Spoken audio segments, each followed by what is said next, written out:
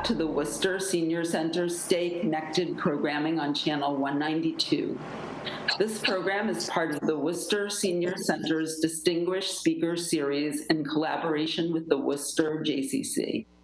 My name is Nancy Greenberg, and I am the Cultural Arts Director at the Worcester JCC. It is my great pleasure to collaborate with my colleague, Suki Lapin, Worcester Senior Center Program Coordinator. Today, we welcome John S. Ross III in conversation with Judge Martha P. Grace, who will be discussing some of the major rulings from last year's Supreme Court term. Last term, the Supreme Court confronted an unusually potent mix of political and social issues in the middle of both a presidential election year and a public health crisis. It is my pleasure to introduce Jack Ross, who will help elucidate for us some of the court's major decisions of this past term. John S. Ross III, better known as Jack, earned his undergraduate degree from Yale University, his JD from the University of Virginia School of Law, and a degree in taxation from NYU School of Law. He practiced law for many years in Washington, D.C. before moving to the Worcester area. Jack has taught numerous classes in the WISE program, Worcester Institute for Senior Education, focusing on constitutional law and the Supreme Court. He also facilitates the WISE Supreme Court Special Interest Group.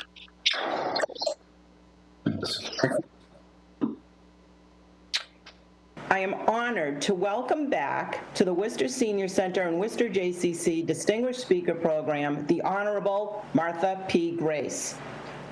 Honorable Martha P. Grace was appointed as Chief Justice of the Massachusetts Juvenile Court in February 1998, retiring from the Massachusetts Trial Court in 2009. Prior to that, she had been Associate Justice of the Worcester Juvenile Court since 1990. She received a bachelor's degree from Smith College, a master's degree from Clark University, and Juris Doctor from New England School of Law. In 2011, Judge Grace received a Master of Science degree from Tufts Cummings School of Veterinarian Medicine's Animals and Public Policy program and currently teaches animal law at the Tufts Vet School in Grafton, Massachusetts. Enjoy this programming. Hello, I'm Martha Grace, and I'm here with Jack Ross to talk about the 2019 Supreme Court term, which ended actually in July of 2020, but the court stays on during the summer for the purposes of emergency petitions. Today, we're going to consider some of the more important, or most important, decisions in this last term. A number of them have been thought to be pretty controversial. I will describe the outlines and facts of the case, and Jack will explain why the decision is important. He may, for instance, tell you that it's based on precedent, which means prior decisions, or it may depart from those decisions.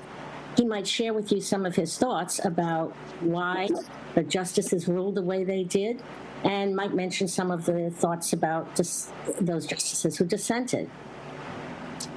The first case we're going to discuss today is the DACA case. DACA is an acronym for Deferred Action for Childhood Arrivals. You may recall that President Trump promised he would end the DACA program that protected 700,000 young immigrants, known as Dreamers, from deportation. The Department of Homeland Security rescinded the program in 2017, and lawsuits filed, many of them, including one from the University of California college system, where many attended. They asserted that the rescission of the program violated the APA, which is the Administrative Procedures Act, as well as due process clause of the Fourth Amendment. After the lower courts ruled against the Department of Homeland Security, the United States Supreme Court by a 5-4 decision with Chief Justice Roberts writing for the majority, they ruled that the decision to rescind the DACA program was arbitrary and capricious under the APA, the Administrative Procedures Act. Jack, can you please tell us about the significance of this decision? Sure, I will give it a try, Martha. Thank you very much for that. It was and still is controversial, obviously, because DACA goes all the way back, I think, 2012, during the Obama administration. And essentially what DACA was and Obama, I don't think, really was at all reluctant to admit this, was essentially an end around the Immigration Act, because the Immigration Act does not create an exemption for people like this, for the so-called dreamers, right? So until the Obama administration created the DACA program, these people could have been deported, and part of the idea was to prevent that from happening. Young people who were brought into the country at a young age and are lawfully going about their lives, maybe they're in school or whatever. So naturally, it's been a big issue over the years, and it's resonated with a large part of the country on the general issue of, how do we treat immigrants in this country? Now, this particular case is kind of an oddball case, to be honest with you. Martha mentioned that the court essentially decided the case under a federal statute called the Administrative Procedure Act. Now, I kind of doubt too many people in your audience today have studied the Administrative Procedure Act, in great detail. In fact, most lawyers don't ever encounter the Administrative Procedure Act.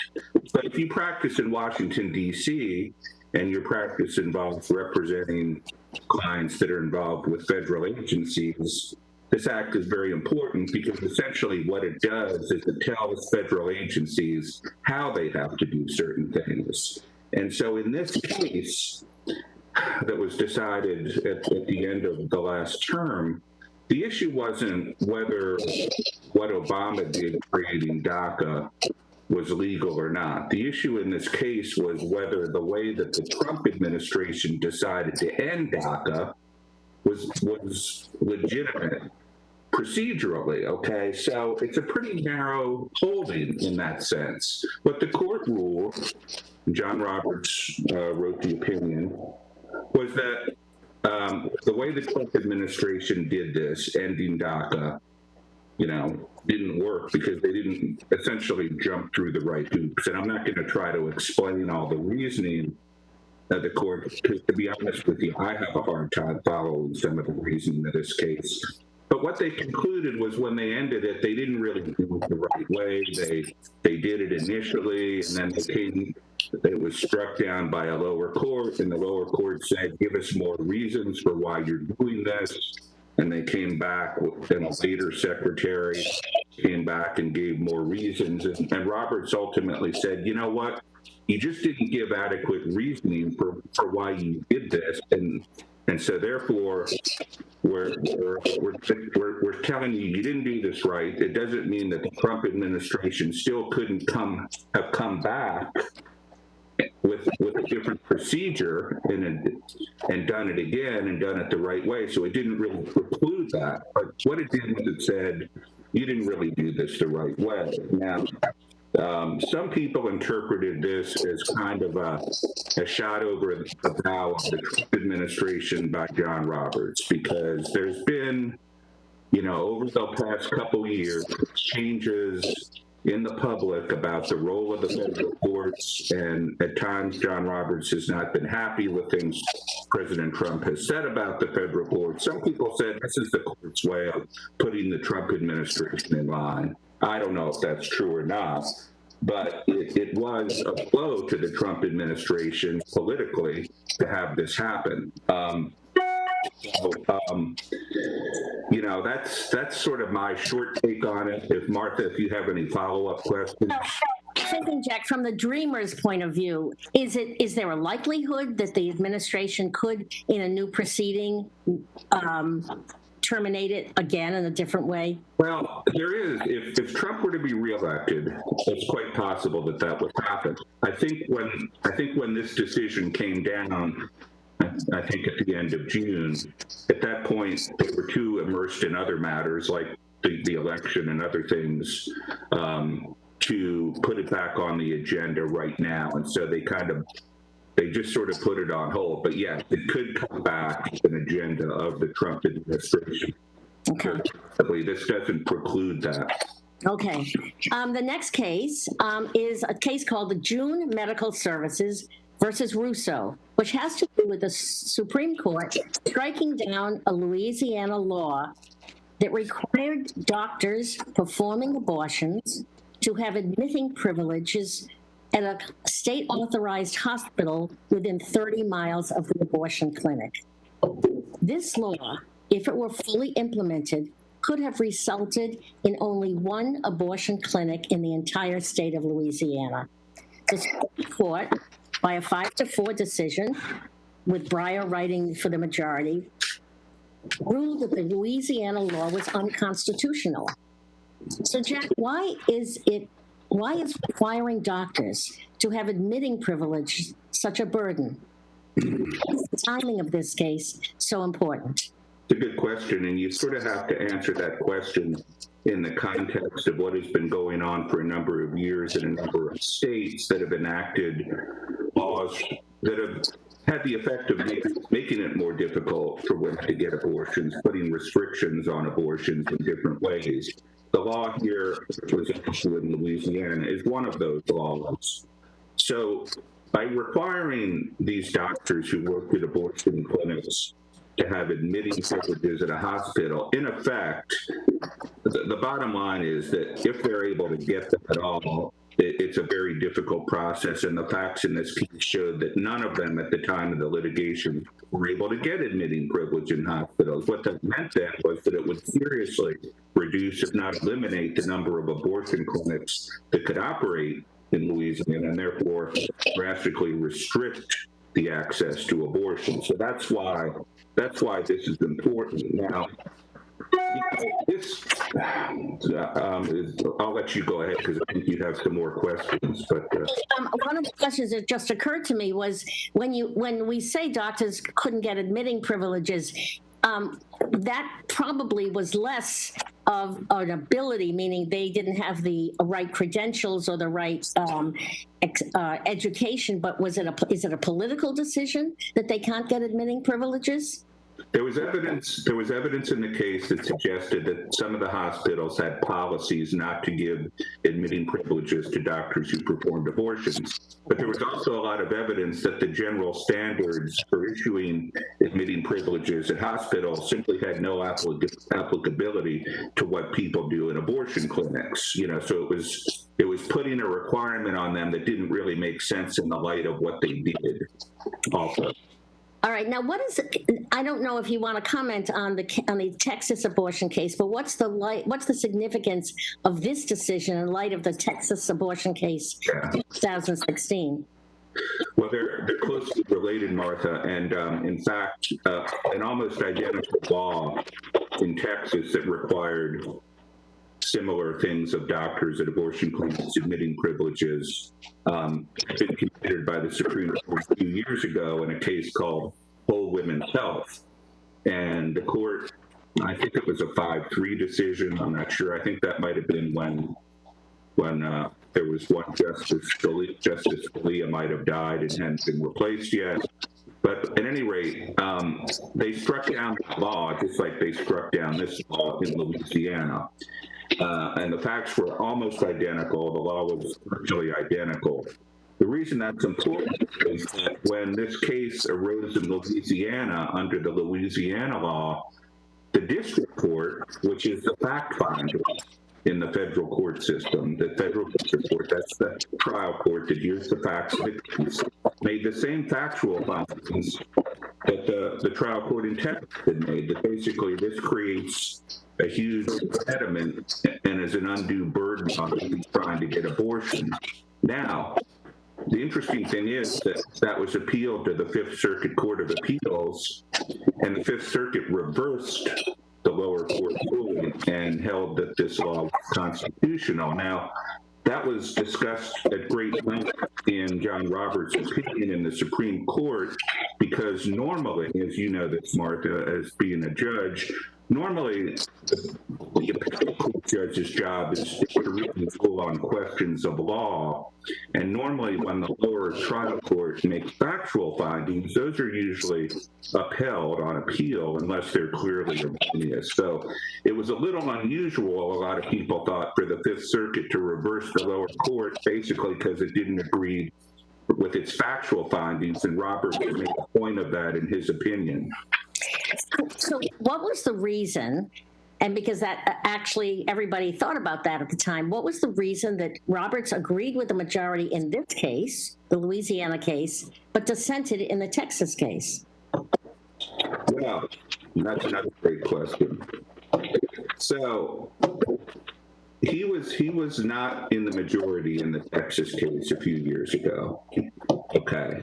But because the court decided that case the way it did, and because the facts of this case coming out of Louisiana were really almost indistinguishable, he felt that under the principle of stare decisis, and I'm sure a lot of people have heard this phrase recently in connection with the Supreme Court confirmation hearings, which means you generally stand by your prior decisions, that the Supreme Court really had no choice but to rule the way it did in that case in order to be consistent with its prior ruling in the Texas case. Now, that's important because there's a lot of talk these days about what the court might do in other cases down the road and how to look at precedents. But in this case, Roberts thought it was very important to stick with the prior decision, partly because it was so recent.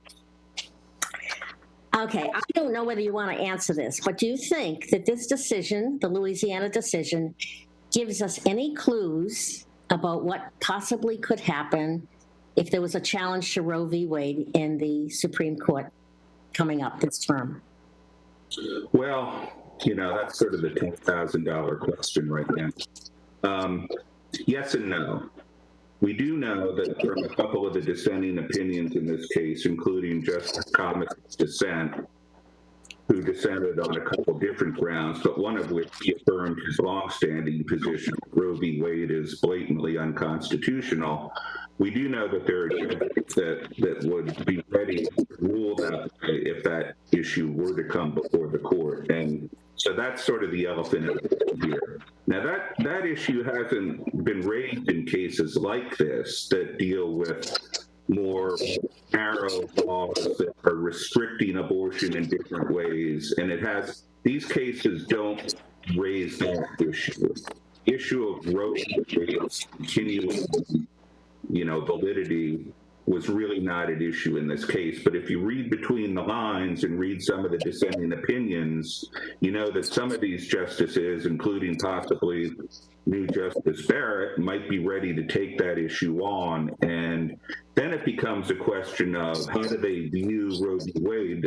If any of you heard her testimony, she used the term super precedent. Now, that's not really a legal term, and you won't see the courts use that term. What she meant was there are certain cases like Brown v. Board of Education that involved the desegregation that the court would probably never overrule, and she seemed to think that Roe v. Wade does not have that status.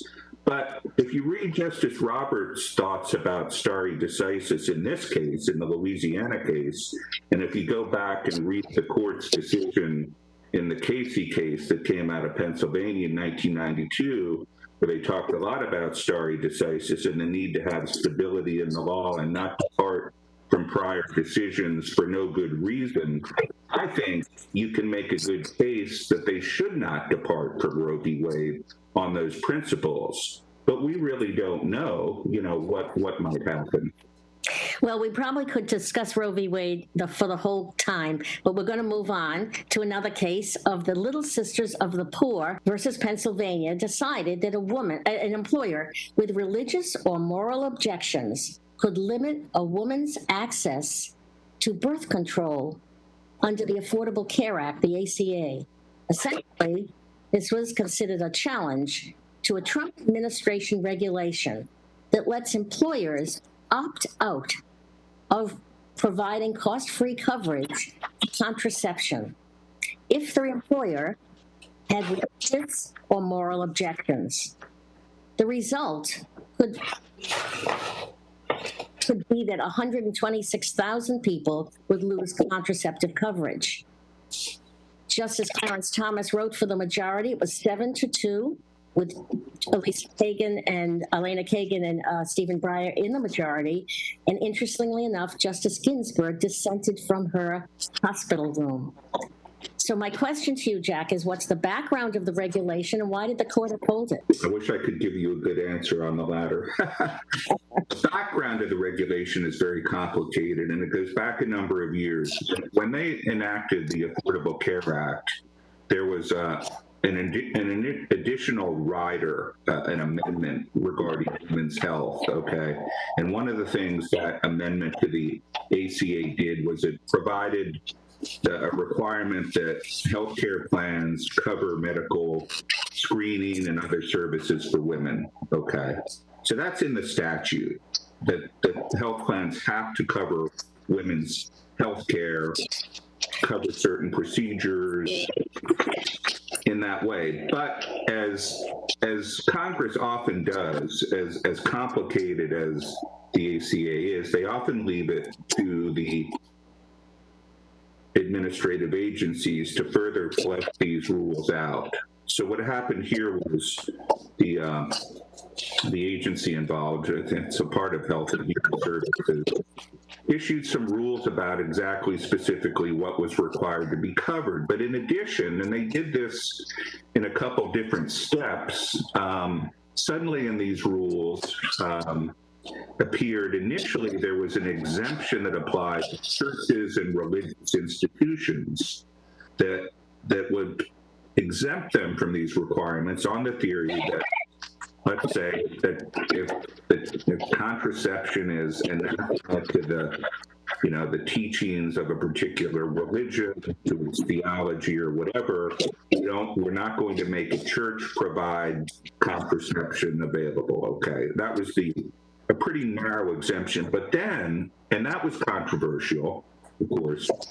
There was also, related to this, there was a case some years ago which didn't directly involve this regulation, but it provided some background. There was a case called Hobby Lobby that some people might be familiar with.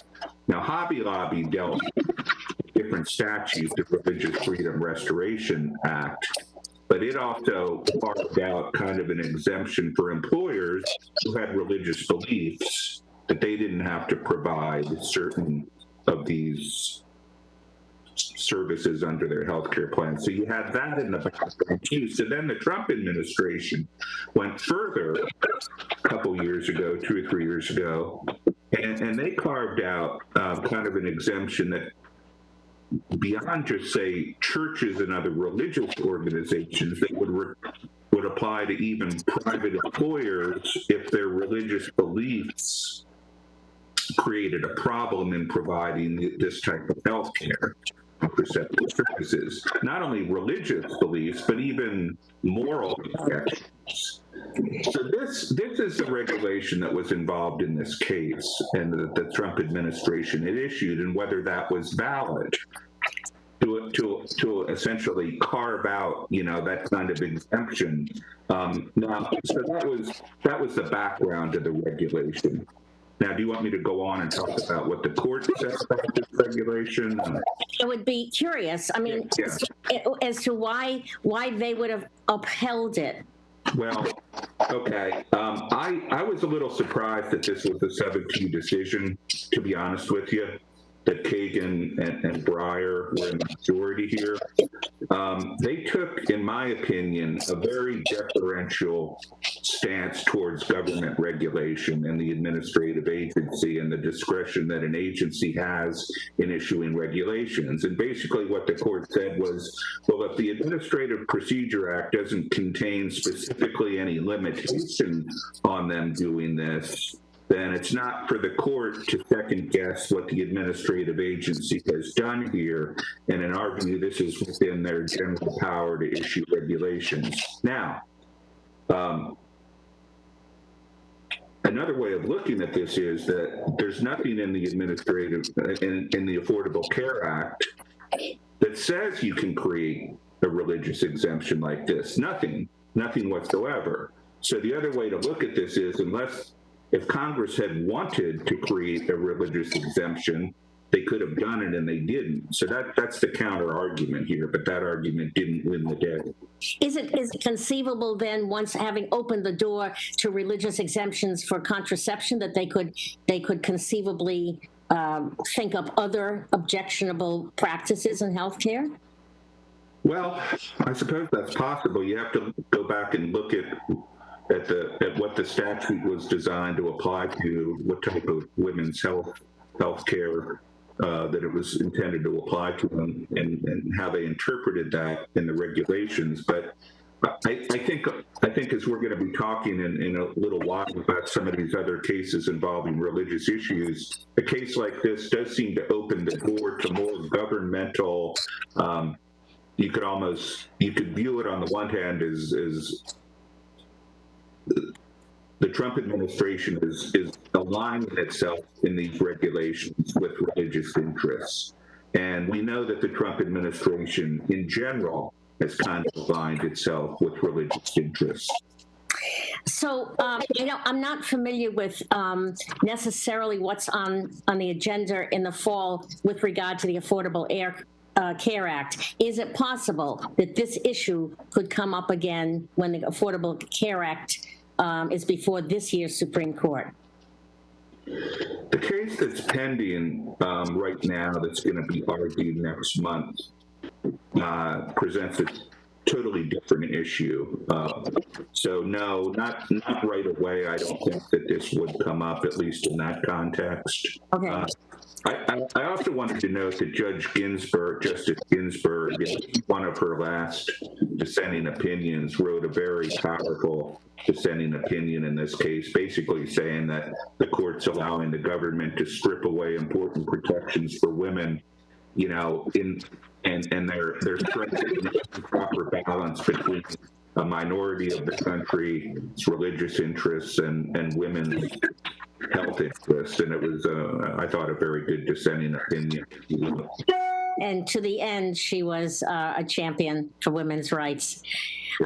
Okay, another religious case involved job bias laws and in Catholic schools, and it was a case called Our Lady of Guadalupe School versus Morrissey, where the court ruled that employment discrimination laws do not apply to teachers at church-run schools.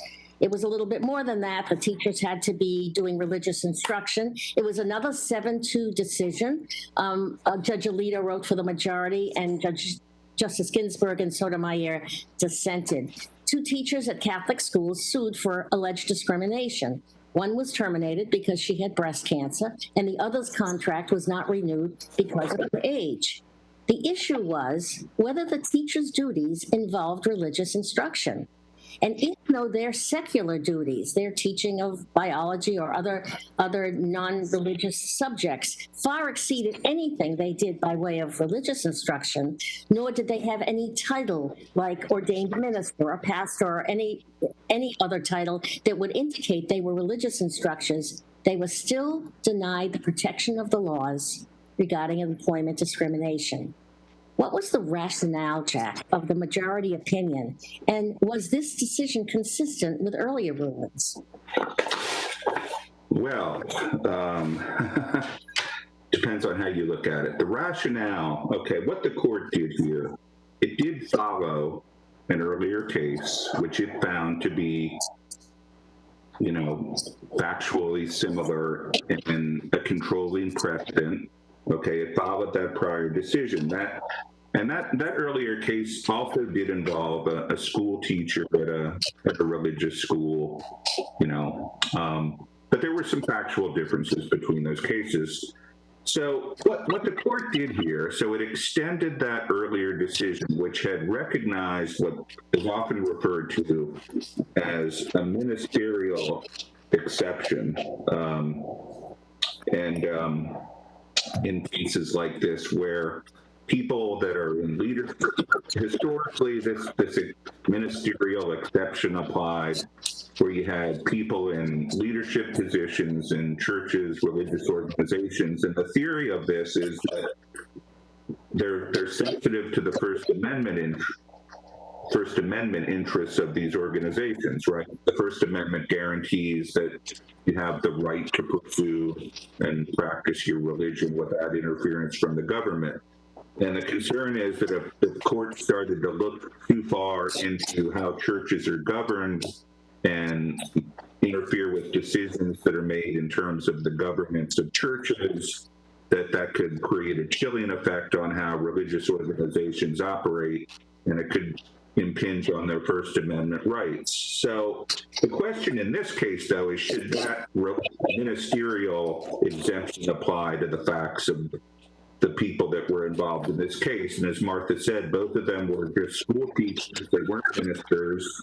They taught mostly secular subjects in these religious schools. They did teach some religious matter as well. They did, one of them at least, prayed with the students, and under the charters of the schools, they had responsibilities to adhere to the religious principles of the schools. But basically, they were school teachers, right? They weren't ministers. They didn't have any particular leadership positions within these schools. So the question was, should the court essentially override employment discrimination laws that apply to everybody generally, like things like, age discrimination was an issue in one of these cases that was being asserted.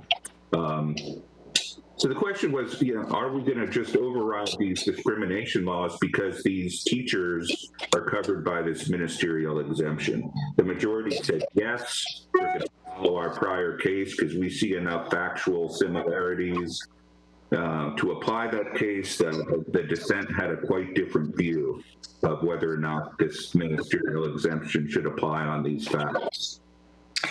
And we've just done two cases involving religion, which is sort of dancing at the outskirts of the separation of church and state issue. Before I ask you to comment on it, I want to talk about one more case involving religion, and then I might ask you again to comment on the separation of church and state. So the next case about religion was Espinoza versus Montana Department of Revenue. And in this case, the Supreme Court ruled that students attending religious school could have the same access to scholarships and other tuition support as students at non-sectarian private schools. Well, the problem was Montana had passed a special income tax credit program in 2015 to help nonprofit scholarship organizations to help low-income students pay for private schools. Okay, but because of a provision in the Montana Constitution that prohibited state financial support for religious schools, the program was not available to students at private schools with religious affiliations. The court ruled a state need not subsidize private education, but if it does, it cannot disqualify some private schools solely because they are religious. John Roberts wrote for the majority. It was another 5-4 decision. So what's the significance of this decision? And what does this decision tell us about the relationship between the religious clauses of the Constitution, separation of church and state? That's a big question.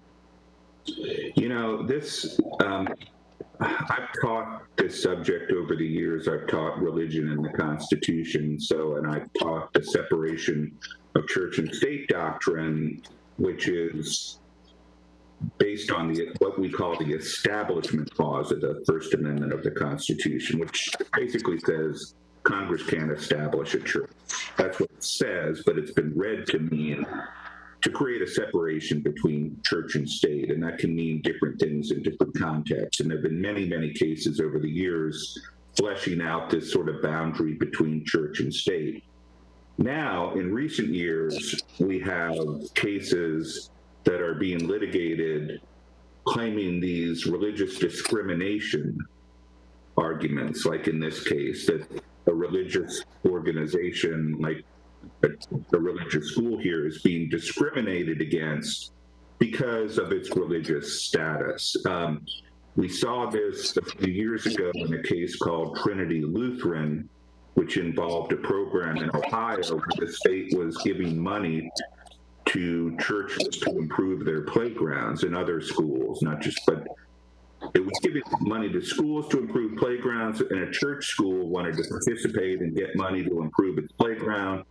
And the state said, no, we can't give you the money because that violates our principle of church and state, just like it did what Montana had decided. They said, we can't let these income tax credits be used in religious schools because that violates the Montana constitutional provision preventing that financial aid. The same issue had arisen in that prior Ohio case, and in that case, the court ruled that it was wrong for Ohio to withhold that financial support to that church school because it was being discriminated against vis-a-vis non-religious schools. Now, in this case, it was a very similar issue.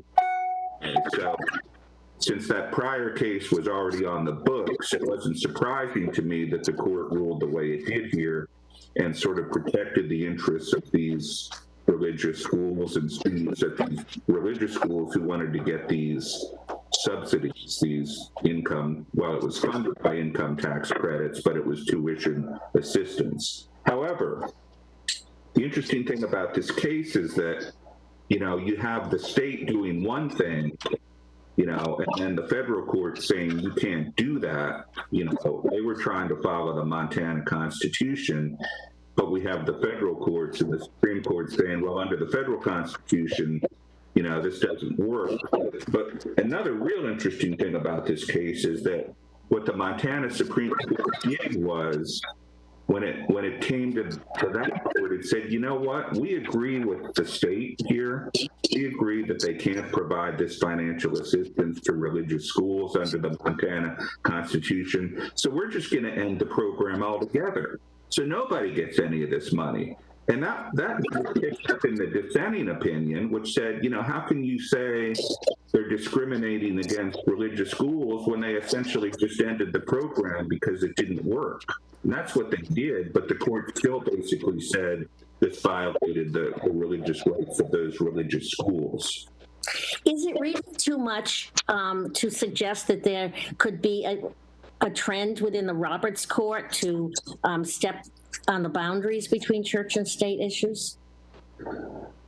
Well, I think cases like this could be viewed as the camel's nose under the tent, because they found a way to, I think, expand some of these religious rights into areas where, if you go back 20, 30, 40 years, would not have happened to the court's earlier rulings about separation of church and state and not allowing the state, whether it be federal or local government, to fund religious entities to keep that strict separation. Now, under the guise of either the First Amendment religious free exercise clause, as in this case, or now under this new federal statute, the Religious Freedom Restoration Act, we're seeing the court, I think, much more aligned to some of these religious interests, and I think there is a broadening or a more of an accommodation of the role of religion in public life. The other case where you saw this, Martha, a few years ago was the case that came out of New York, where you had town council meetings where they had prayers before the town council meetings, and they were very, very religious Christian prayers, and those were upheld too. And that was a sign that I think this court, the Robert Court, is shifting in its views of some of these religious issues. Okay, we're going to leave religion for the moment, and we're going to pivot to an entirely different subject. The Supreme Court started its 2019 term with a major case, Bostock versus Clayton County, Georgia, in which the pivotal question is, was it legal to fire somebody who is gay or transgender? Many people probably have thought this was a settled question, But one of the plaintiffs, Mr. Bostock, was fired after he expressed interest in a gay softball league at work. He'd been an official of the juvenile court system in Clayton County, Georgia for 10 years. And in 2013, he joined a gay softball league. He was fired for conduct unbecoming a county employee. At that time, Georgia was one of those states without any law protecting LGBT people from employment discrimination. This was a 6-3 decision. Neil Gorsuch wrote for the majority. And the major issue in this case was whether a provision of the Federal Civil Rights Act that prohibits, quote, discrimination on the basis of sex did or should include sexual orientation and sexual identity. So before the Supreme Court decision, Jack, how had the lower federal courts interpreted this act on this issue? So, Mark, it's important to emphasize right at the outset here, and this is what I tell everybody who's in my Supreme Court discussion group, that most of the cases the Supreme Court decides are not based on the Constitution. And a lot of people say, well, how can that be? Because the cases we tend to hear most about oftentimes do involve constitutional issues. Most of the cases the court decides really involve interpreting federal statutes, and that's the case here. So to answer your question, this case involved interpreting Title VII of the Civil Rights Act of 1964, right, that prevents discrimination in the employment context. Lower federal courts, there were some divisions in the lower courts on this issue, but most of them had ruled the other way here, that in fact, the way this law was written on the basis of sex, discrimination on the basis of sex, did not in fact apply to gays and transgenders. Keep in mind, this was 1964, right? Right. So that's now, when it came to the Supreme Court, there were 3 cases, I think, that were consolidated before the court. And I think in one of those cases, I think it was the 11th Circuit had ruled that it does embrace those things, but the other 2 had taken a narrower view of the statutory language. What was the gist of Justice Gorsuch's reasoning in finding that the phrase on the basis of sex included gay and transgender discrimination? Yeah, it's a long opinion, and it's in my opinion, the way I describe this case is they reached a result which was good, but to be honest with you, I think it's a little stretch to reach that result on the statutory language. That's my own opinion. What Gorsuch took a very narrow view, just focusing on the text of the statute on the basis of sex and focused on the word sex. And then he looked at the issue of should this apply to gay people, to transgender people, to sexual preference, to sexual, transgender sexual orientation. Should the word sex apply to those things, or should it just be limited, as a lot of people have thought, to biological sex? He got to the result that he got to by basically saying, well, you can't even talk about somebody being gay or somebody being transgender without some reference to what sex they are. In other words, if 2 guys were having an affair in an office, that could be a problem from the point of view of does the statute cover gay people? But if a guy and a woman are having an affair in an office, it doesn't raise that issue, right? So you can't talk about gays, you can't talk about transgenders without some reference to sex. That's his basic reasoning. It's a very literal approach to the statute. What he didn't do was really spend any time going back to when they enacted the statute in 1964 and looking at the contemporary thinking of, at that time, what did sex commonly mean. Now, I think most people at that time were not thinking about gays and transgenders when they enacted this law. And probably they were thinking sex meant biological sex. But he didn't want to go there. He, a little bit like, maybe the new justice was talking, you don't look outside the words of the statute. Well, I got to tell you, Martha, I think you'd agree with me. We both went to law school, and one of the things we learned is when there's any question of what a statutory term means, you sometimes do look outside the terms of the language. You do look contemporary understanding. You do look at the legislative history. So, in my opinion, Gorsuch got to this result in a very narrow technical way, which I don't totally agree with, but he got there.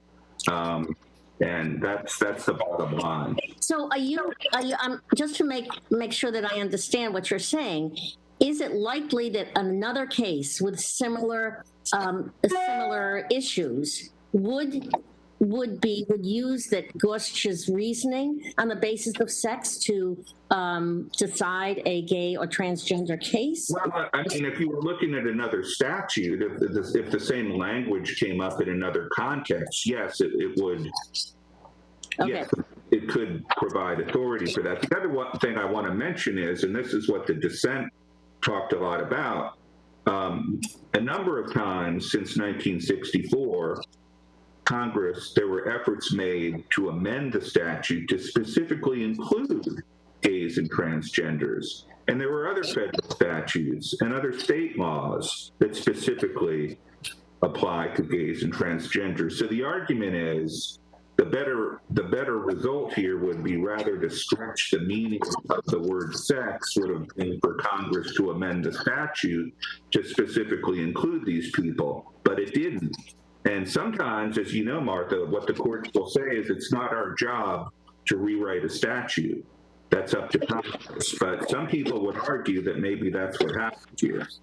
On the other hand, there's been a lot of talk about originalists and textualists and how you interpret the Constitution written many, many years ago when so many things weren't even contemplated. We do interpret the Constitution. I understand this was the Civil Rights Act, but still, I think we probably haven't seen the end of this argument. Well, yeah. All right. I don't want to go on record as saying I disagree with the result of this case. I mean, I think it's probably the most significant decision, probably of last term in terms of its impact, and it's long overdue. What should have happened is Congress should have amended the law long ago to include these classes of people, but it wasn't able to do so in large part because of Republican opposition to amending it. Do you think Gorsuch's opinion was strong enough to send a message to the Congress to amend the act? Do I think what now? I'm sorry. Opinion was strong enough to send a message that the Civil Rights Act might be.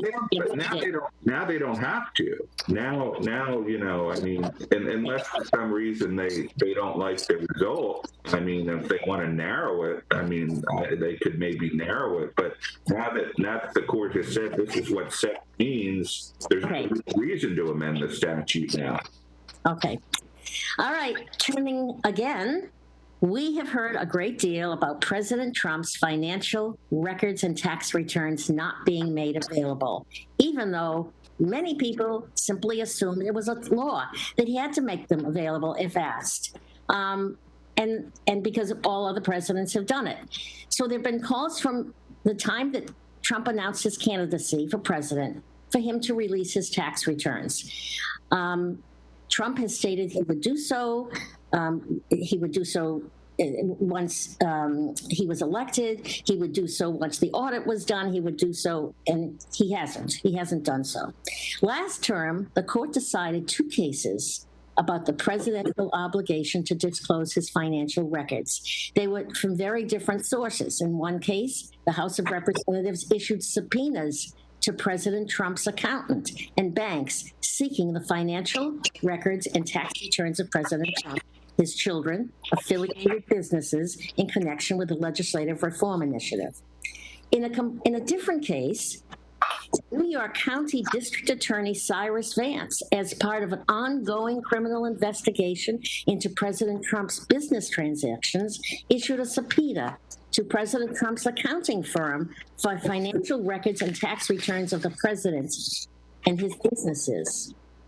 So what were the principal issues in this case? And what is the difference that it makes in that in one case, Congress was seeking the records, and in the other case, a prosecutor was seeking them? So these were, again, very significant rulings in both these cases. On the surface, they're very similar because they both involve subpoenas for pretty much the same types of information. Both of them involve subpoenas from his accounting firm, but they also, in the congressional subpoenas, they were a little broader than that. They were asking banks to provide information about Trump and the Trump family and their business interests. So in that sense, the cases are very similar in what was being sought, the type of information that did involve the private financial records of the president, including his tax returns. What was very different in these two cases is that in the case of the congressional committees that issued the subpoenas for this information, they were basing their subpoenas on sort of an implied power of Congress to gather information, part of its oversight and legislative authority that's been recognized for many years. But as the court said, that power of Congress, of a congressional committee to subpoena information like this, has to be limited to the context of a legitimate congressional investigation involving possible legislation. In other words, it has to be a legitimate part of its legislating function. Okay, so that took the court in a little bit different direction in that case, because in that case, they talked a lot about the history of congressional subpoenas and how, in general, when the legislative branch was trying to get information from the executive branch, usually these things are just worked out politically, one way or another. We saw this during the impeachment proceedings, right? They were claiming privileges for all kinds of information that they did not want to provide to Congress. Normally, these things are worked out. This is one of the few, and maybe the only case that's ever gotten to the Supreme Court on this issue of what are the rights of a congressional committee to subpoena this type of information. Are there any limits, and what are those limits? And what the court said was that under what we call the separation of powers principle of the Constitution, which lays out the three branches of government and provides complementary powers and checks and balances, you have to view these subpoenas in light of the separation of powers. And the court said, well, Congress has a right to issue subpoenas like this. Its power is not unlimited and has to be constrained by a legitimate need for this information in the context of particular desire to say, do some legislating. In this case, they were talking about legislating in a couple of different areas. So what the court did in that case was, we're going to send this case back to the lower court, right? And they love to do this, right, Martha? We think the Supreme Court is going to decide all the issues, and they don't. They said, we're going to send this back to the lower court to decide whether these subpoenas and the information they're asking for is properly within the legislative power to do this, okay? Now, in the other case, we had a prosecutor, the Manhattan District Attorney, Cyrus Vance, issuing a subpoena to Trump's accounting firm, asking for all this information in the context of various investigations. This raised some very different issues of presidential immunity to prosecution and investigation. We have seen these issues come up before, particularly in the case of Bill Clinton, where he was involved in a civil proceeding, right, involving, Monica Lewinsky and all those other things, and another woman and sexual harassment or sexual abuse, and there was a civil suit. And Clinton argued there that I'm president and I don't have just to appear and, answer any questions or appear for a deposition, or you can't even conduct this civil suit while I'm in office. And the courts said, no, you're wrong. The fact that you're president of the United States doesn't mean that you're not, like anybody else, subject to certain suits. And that case went forward. That was a precedent here. But Trump is arguing an even broader type of immunity because, for one thing, this was a potentially criminal investigation, not a civil investigation. It involved a state prosecutor, but Trump was arguing that not only can a sitting president not be prosecuted, and we can talk about that if you want, but then, and again, that's an issue that's been around for years at the federal level, and that Barr, weighed in on with the Mueller report. We don't prosecute a sitting president, at least at the federal level. But here Trump was arguing, I can't even be investigated because I'm president. I have such broad immunity that you can't even issue a subpoena to my accountant and ask him to produce records. Well, he lost in a very resounding way, and the principle that no person is above the law, and there's nothing that prevents, a subpoena for records of a sitting president. Now, what the court did, though, was once again, it sent it back to the lower courts and said, still, we want to make sure that just because the president doesn't have absolute immunity to this type of proceeding, that doesn't mean that every subpoena that's issued is necessarily proper.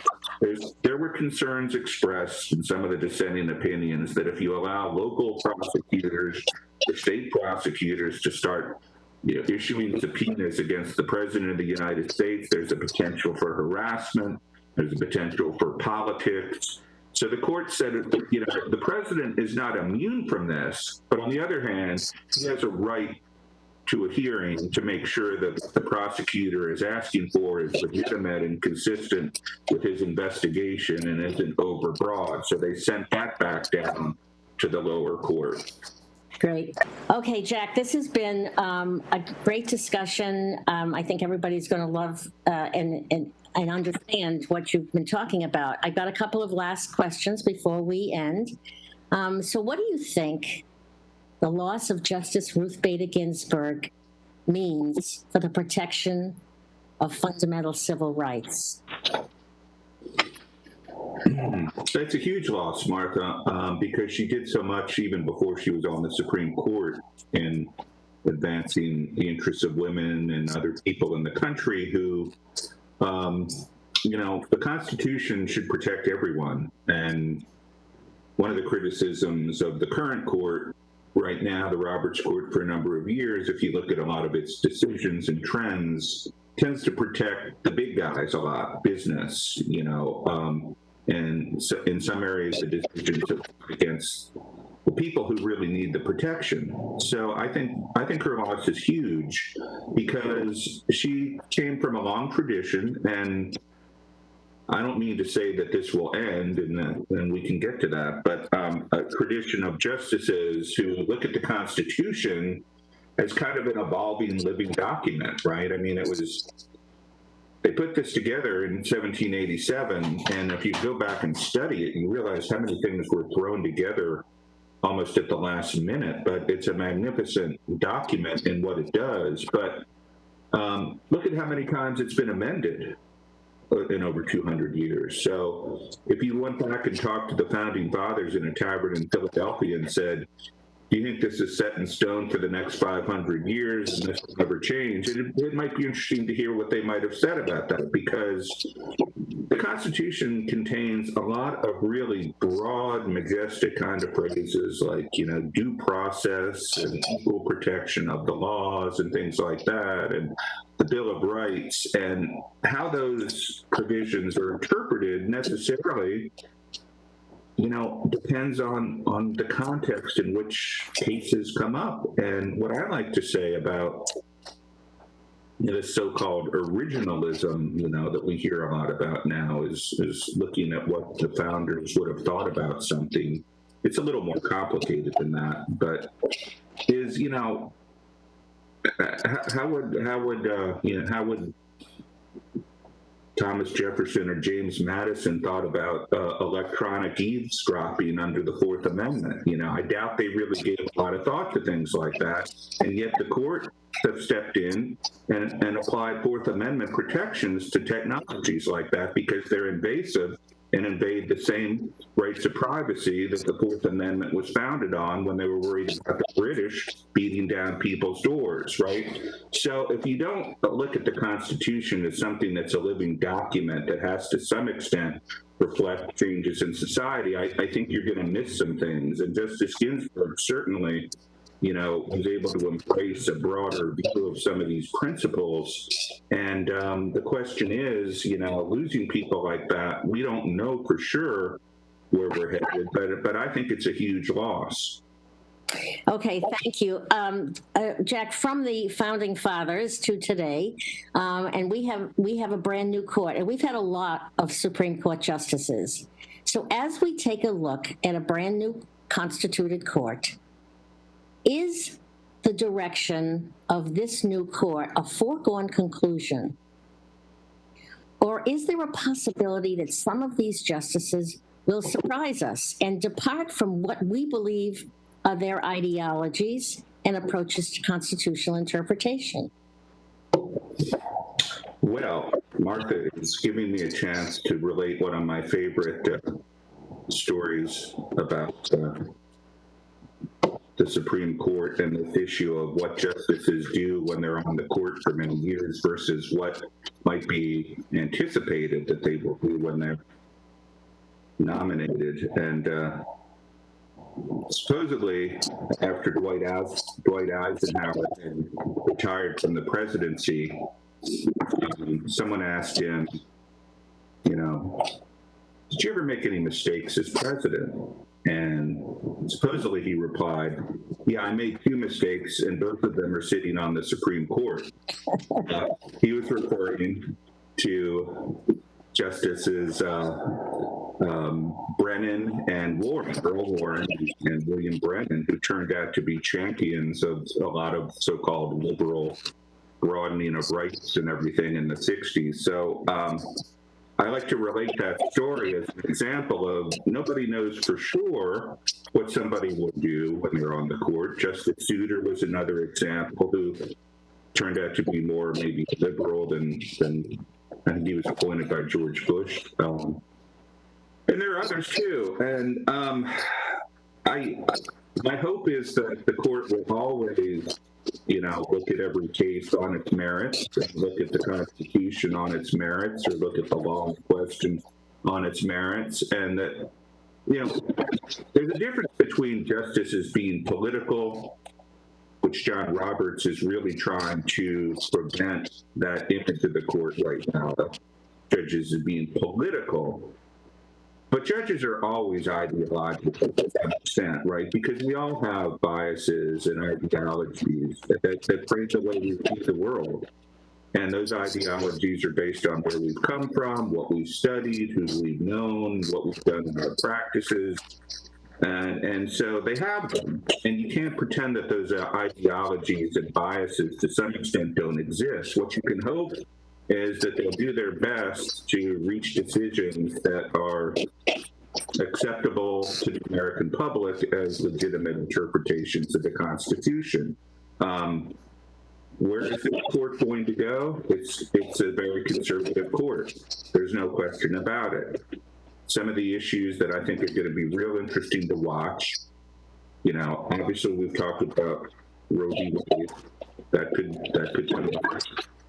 I still believe that there's very, very solid arguments for not overturning Roe v. Wade based on the way the courts approach the issue of stare decisis in the past. There are numerous other things like gun control, for example. They're waiting to take another case on the Second Amendment and a week of the Second Amendment. And all these religious issues, we talked about some of them today. And a whole host of other things, how the federal government works. Are we going to continue to push,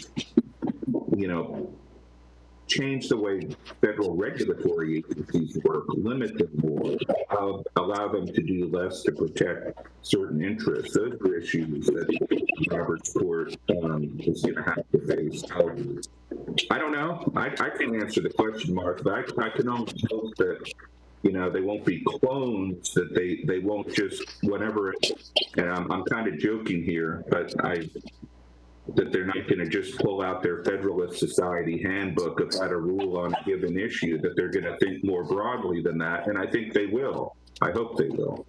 Thank you so much. Jack, this has been terrific, and you've answered the questions, I think, in a way that really has given some understanding to people watching about how the Supreme Court works. So I hope you've enjoyed the program. Well, thank you. It's been a pleasure and an honor being here with all of you. Yeah. How fortunate are we today to listen to an amazing in-depth discussion of the major rulings from last year's Supreme Court term, including abortion, religion, LGBTQ discrimination, DACA, and the access to presidential records.